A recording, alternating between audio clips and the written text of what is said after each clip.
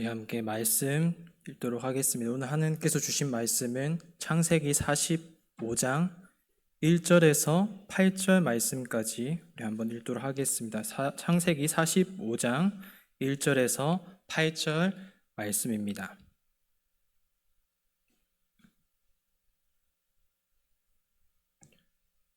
네, 다 찾으신 줄 알고 저 한 절, 우리 성도님도 한 절 이렇게 교독하시면서 읽도록 하겠습니다. 요셉이 시종하는 자들 앞에서 그 정을 억제하지 못하여 소리질러 모든 사람을 자기에게서 물러가라 하고 그 형제들에게 자기를 알리니 그때에 그와 함께한 다른 사람이 없었더라.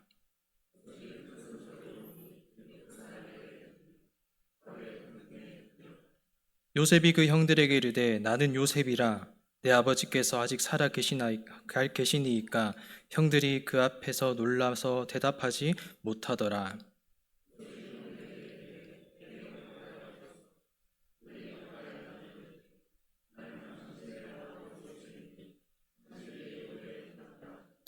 당신들이 나를 이곳에 팔았다고 해서 근심하지 마소서, 한탄하지 마소서. 하나님의 생명을 구원하시려고 나를 당신들보다 먼저 보내셨나이다.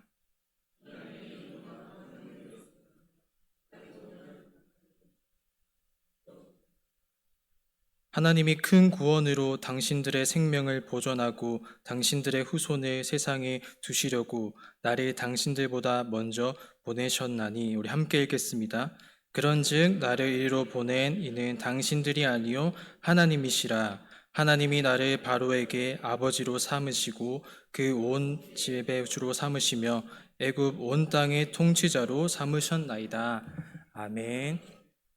오늘 주신 말씀으로 내 시선에서 하나님의 시선으로라는 제목으로 함께 말씀을 나누고자 합니다. 제가 최근에 한 청년에게 좀 충격적인 말을 들은 적이 있습니다. 걱정 안 하셔도 되는 게 우리 청년은 아니고, 우리 교회 청년은 아니고 이번 학기 때 신학교에서 만났던 청년이었습니다. 이 청년이 어떤 말을 했냐면 전도사님, 저는 예수님이 왜 제 삶 속에, 제 삶에 꼭 필요한 분인지 정말 잘 모르겠습니다. 교회에서는 항상 예수님, 예수님 하면서 예수님을 믿어야 참된 행복과 만족을 얻을 수 있다고 말합니다. 그런데 솔직히 제 마음에는 그 말이 잘 와닿지 않습니다. 와닿지 않을 뿐더러 지금 제가 살아가고 있는 이 현실과는 조금 동떨어진 말처럼 들립니다. 그래서 지금 저의 현실을 보게 되면 너무 막막하고 또 답답해서 제게 더 현실적으로 중요한 것은 예수님을 만나는 것보다 돈을 버는 일, 좋은 직장을 얻는 일, 그리고 좋은 사람을 만나 결혼하는 일인 것 같습니다. 물론 저도 교회를 지금까지 열심히 다녔고 기도도 했고 또 신앙생활도 열심히 해왔지만 그런데 솔직히 제 앞에 놓여진 현실은 크게 달라진 것 없는 것처럼 보입니다. 그렇다면 차라리 지금 제가 예수님을 더 깊이 알아가고 만나는 것보다 지금 당장 내 인생에 지금 중요한 더 필요한 공부와 돈을 버는 일에 더 집중하고 그러한 시간을 보내는 것이 더 지혜롭고 효율적인 것처럼 느껴집니다라고 저에게 말을 했습니다. 저는 이 말을 듣는 순간 머리가 하얘져서 그 청년에게 쉽게 대답을 할 수가 없었습니다. 왜냐하면 그 청년의 말 속에는 단순히 불평이나 신앙의 그런 게으름이 있는 것이 아니라 그 안에는 오늘날 살아가고 있는 많은 청년들과 또 동시에 많은 성도님들의 현실적인 고민과 아픔이 담겨 있다고 느꼈기 때문입니다. 사랑하는 성도님 여러분, 혹시 우리도 방금 이 청년이 했던 질문처럼 가끔은 비슷한 질문을 우리 마음속에서 품고 살아가고 있지는 않습니까? 내가 분명히 하나님을 믿고 있는데 왜 내 앞의 현실은 이렇게 막막하고 답답한가? 내가 기도를 열심히 하는데도 왜 응답은 이렇게 더디고 이루어지지 않는 것처럼 보이는가? 아니, 하나님이 나와 함께 하신다면 왜 내 눈앞의 문제들은 여전히 그대로인가? 오늘날 우리가 살아가는 이 시대는 빠르고 즉각적인 해결과 또 답을 요구하는 시대입니다. 그래서 요즘 많은 사람들이 오래 기다리는 것보다 빠른 성공, 빠른 위로, 그리고 빠른 변화를 더 가치 있게 여기고 또 원하면서 살아갑니다. 이러한 시대적 흐름을 우리가 가까운 서점에서도 우리가 찾아볼 수 있습니다. 서점에 가서 우리가 눈에 가장 잘 들어오는 책은 예를 들어서 단기간에 끝내는 주식 투자법, 단기간에 끝내는 문제집, 쉽고 빠르게 부자 되는 법, 아니면 쉽고 빠르게 나의 진로나 찾을 수 있는 그런 자기 개발서와 같은 이러한 책들입니다. 그리고 이러한 종류의 책들이 또 다른 책들보다 훨씬 더 인기 있고 또 잘 팔리기도 합니다. 심지어 또 자신의 미래와 진로를 더 빨리 알아가기 위해서 점집과 같은 무속신앙을 찾거나 아니면 요즘 챗GPT와 같은 이 AI에게 자신의 고민들을 털어놓으면서 즉각적인 그러한 위로와 답을 얻으려는 사람들이 지금 점점 더 많아지고 있습니다. 그렇다면 이런 시대적 현상이 왜 일어나고 있는 걸까요?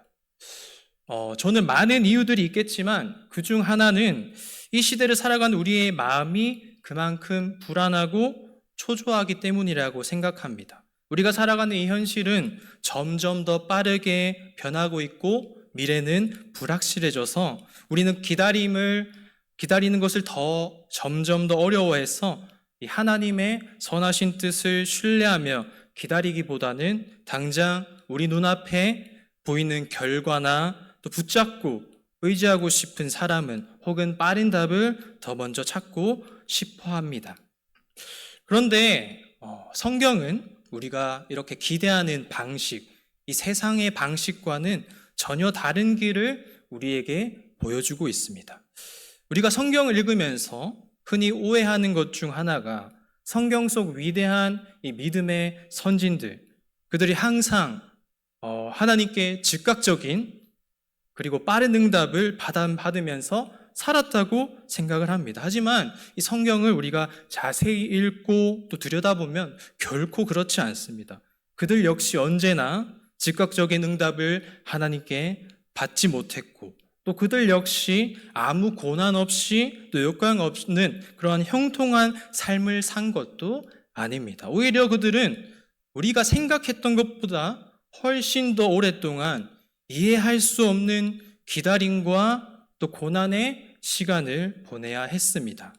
대표적으로 믿음의 조상 아브라함을 생각해 본다면 하나님께서 그에게 아들을 약속했었을 때 그의 나이가 75세였습니다. 그러나 이 약속의 아들 이삭을 품에 안을 때에는 아브라함의 나이가 100세였습니다. 그래서 하나님의 약속과 그 약속의 성취 사이에는 무려 25년이라는 긴 기다림의 시간이 있었던 것입니다. 또 모세는 어떻습니까? 그는 애굽의 그 궁정에서 자랐지만 이 자기 힘으로 이 이스라엘 백성을 구원하려고 했을 때 실패하여서 하나님께서 그를 광야로 보내셔서 그를 부르시기까지 이 모세는 광야에서 40년이라는 고통과 인내의 긴 시간을 보내야 했었습니다.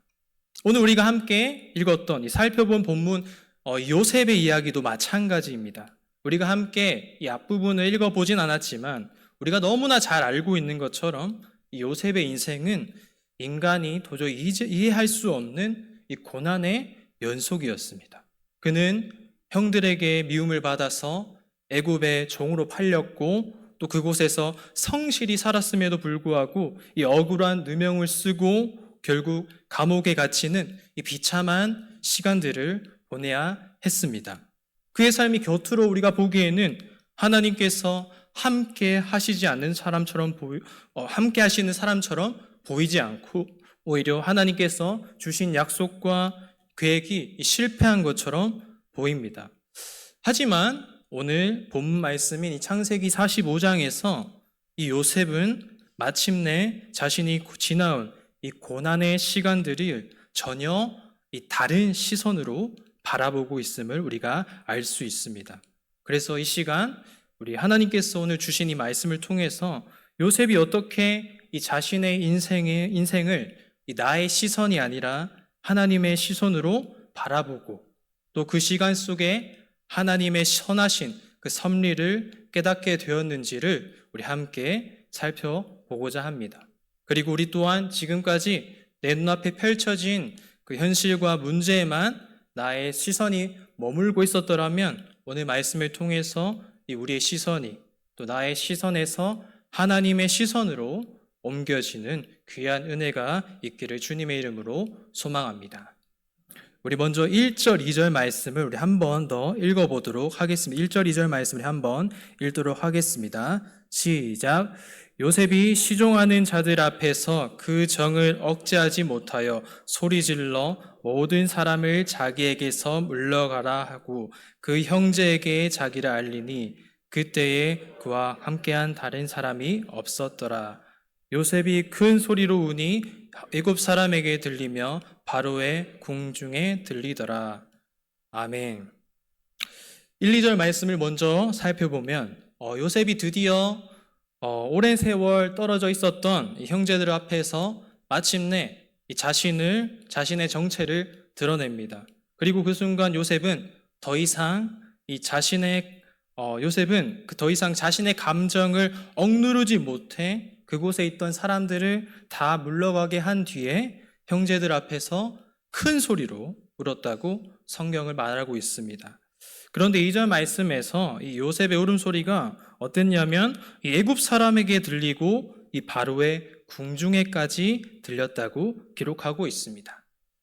이 장면을 보았을 때 우리는 이 요셉이 단순히 이 눈물 몇 방울만 흘린 이 울음이 아니라 그의 마음 깊은 곳에 오랜 시간 쌓여 있었던 이 감정이 터져나온 이 통곡의 울음이었음을 우리가 알 수 있습니다.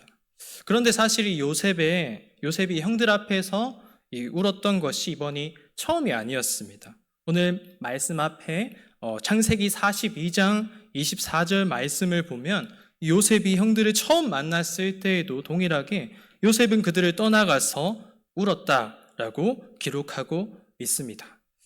이 장면을 우리가 함께 생각해 본다면 이 요셉의 울음 안에는 크게 이 두 가지 감정의 눈물이 있었다는 것을 우리가 짐작해 볼 수 있습니다.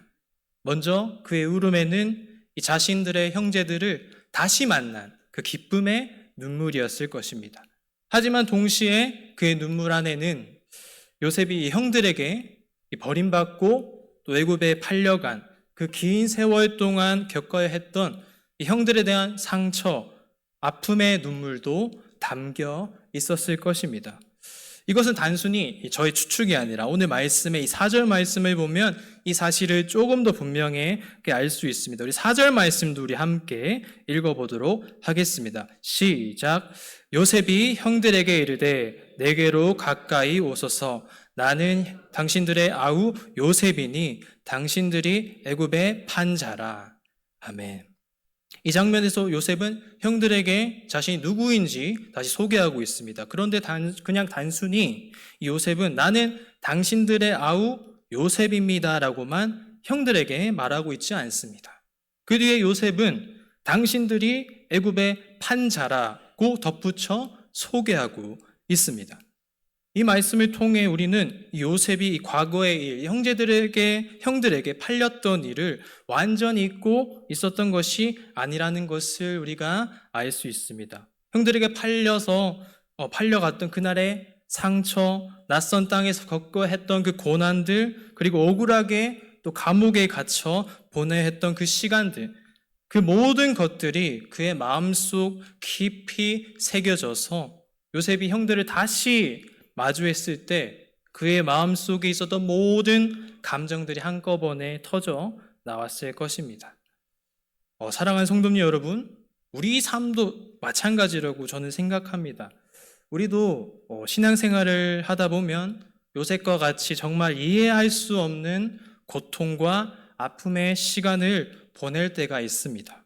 해결되지 않는 경제적인 문제로 우리의 마음이 무너질 때도 있고 또 뜻대로 풀리지 않는 나의 진로, 직장의 문제로 낙심할 때도 있고 그리고 나의 건강의 문제, 또 직장에서 오는 인간관계의 문제, 또 가정의 문제, 자녀의 문제 등등 이것들이 우리의 마음을 지치게 만들기도 합니다.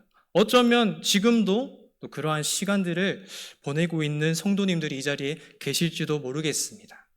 겉으로는 괜찮은 것처럼 우리가 예배드리고 웃으면서 인사하고 아무렇지 않게 우리가 살아가곤 있지만 우리 마음속 깊은 곳에는 우리가 누구에게도 쉽게 말하지 못하는 이 눈물과 아픔이 있을 수 있습니다. 그러므로 오늘 본문에서 나오는 요셉의 울음은 우리에게 낯선 장면이 아닙니다. 그것은 이 고난을 겪고 있는 연약한 인간의 진실된 모습이고 동시에 이 아픔을 안고 살아가는 지금 오늘 우리의 연약한 모습을 비추어주는 장면이기도 합니다. 하지만 이 성경은 요셉이 자신의 현실과 또 감정에만 매몰되고 머무르지 않고 오히려 요셉은 이 자신의 인생을 전혀 다른 시선, 곧 하나님의 시선으로 바라보면서 이 놀라운 믿음의 고백을 하게 됩니다. 우리 다 함께 우리 5절 말씀 우리 한번 읽어보도록 하겠습니다. 시작. 당신들이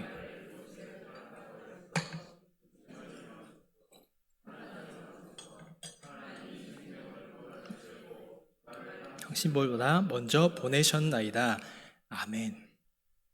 아마 이 요셉의 형들이 요셉의 자신의 정체를 드러냈을 때 이 과거에 자신들이 이 동생에게 이 저질렀던 행동들이 좀 생각나서 심히 두려웠을 것입니다.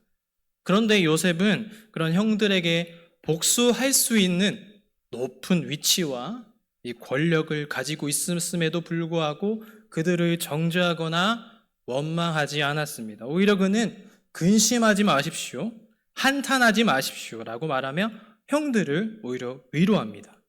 어떻게 이 요셉은 이렇게 말을 할 수 있었을까요? 그 이유를 우리가 이어지는 말씀에서 우리가 발견할 수 있습니다.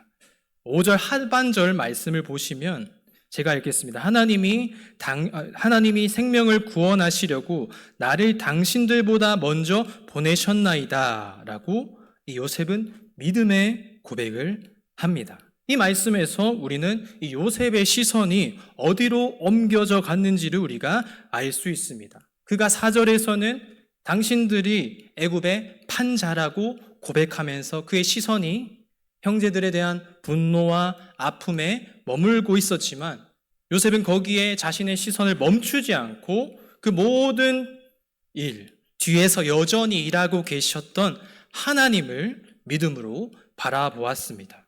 그리고 요셉은 8절 말씀에서 이 믿음의 고백을 더욱 분명하게 말하고 있습니다. 우리 마지막으로 8절 말씀도 우리 한번 읽어보도록 하겠습니다. 시작. 그런즉 나를 이루러 보낸 이는 당신들이 아니요 하나님이시라.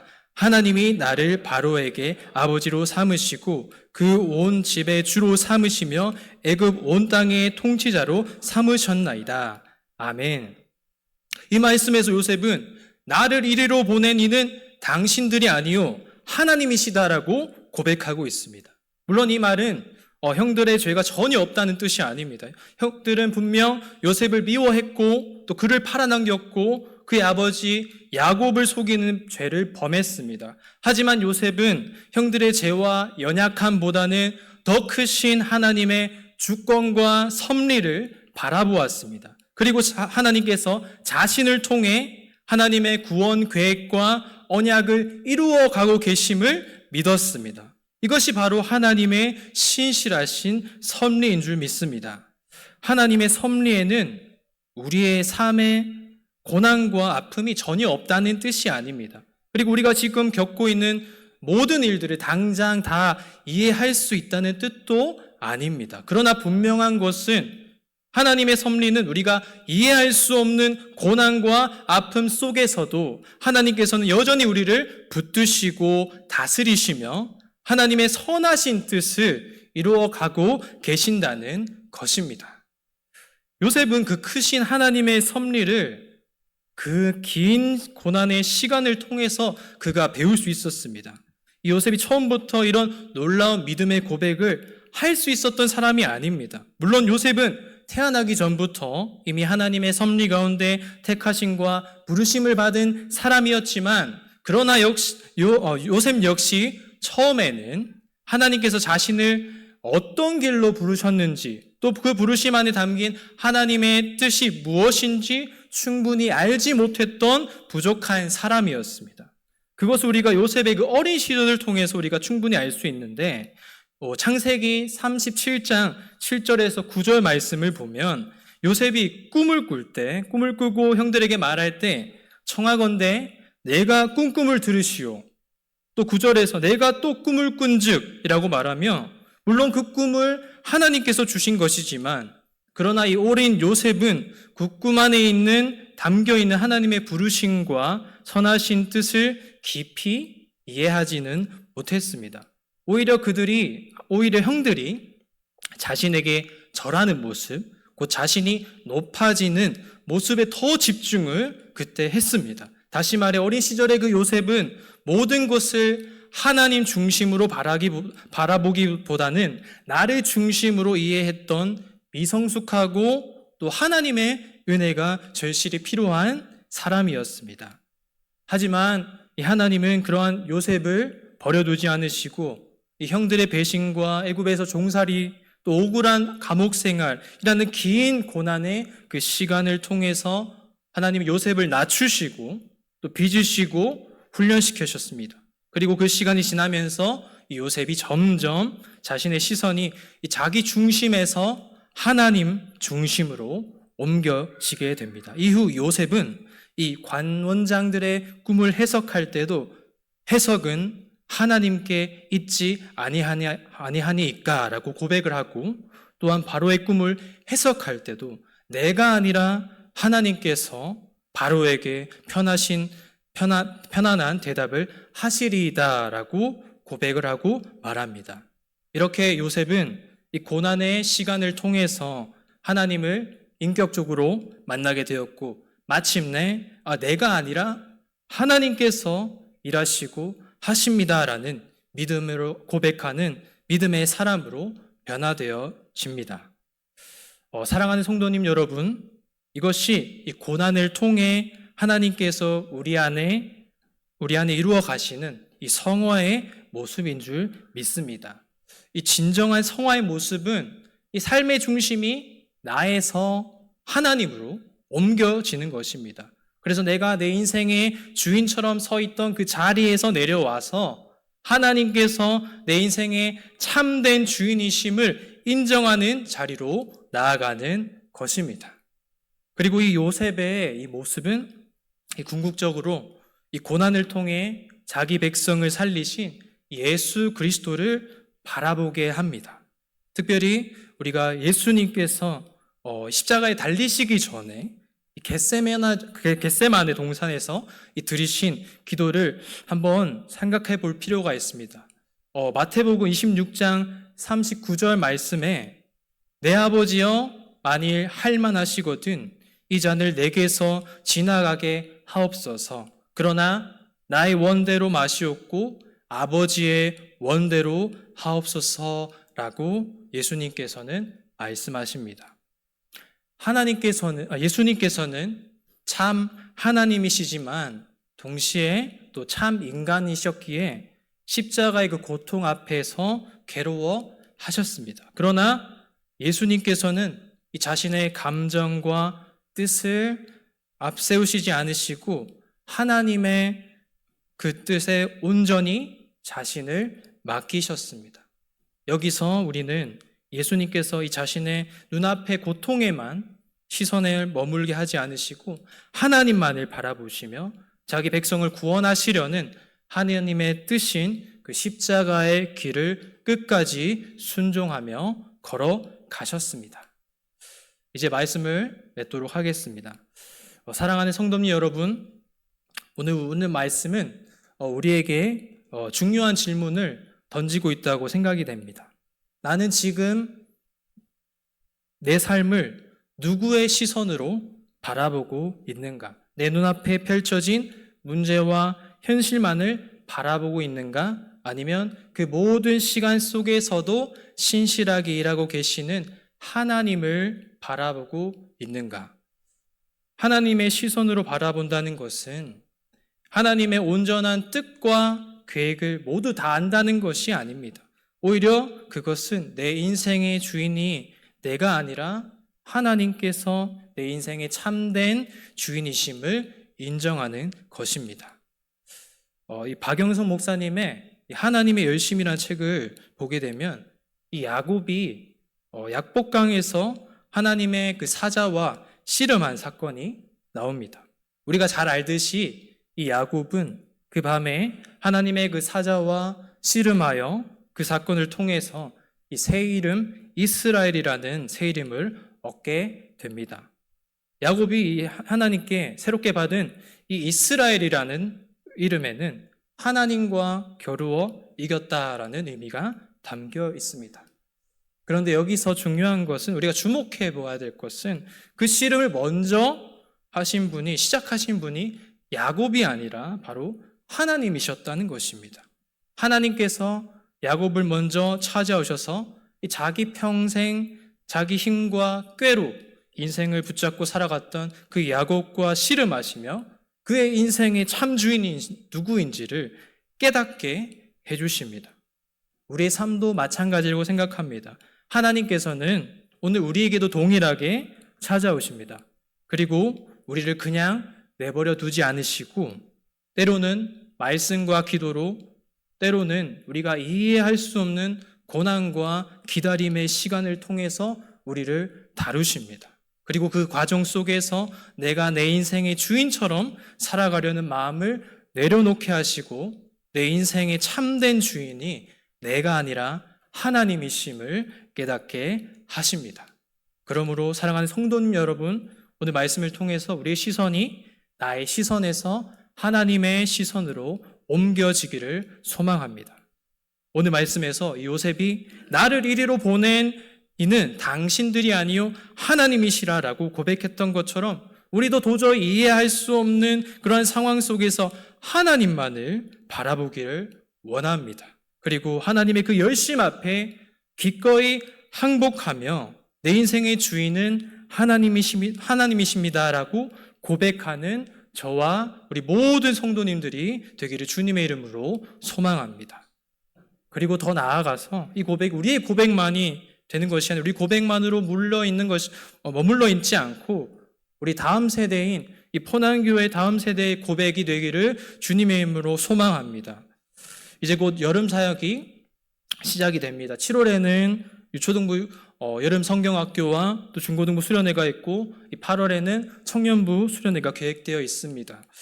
정말 이 귀한 시간들을 통해서 우리 다음 세대들이 나의 시선에서 하나님의 시선으로 옮겨져 우리 아이들이 정말 우리 아이들과 청년들이 예수님이 정말 나에게 꼭 필요하신 분이심을 깨달아서 예수님이 나의 구원자 되심 뿐만 아니라 나의 삶을 인도하시는 참된 주인이심을 깨닫고 또 고백하는 귀한 우리 포난교회 다음 세대들로 세워지기를 간절히 바라고 또 소망합니다.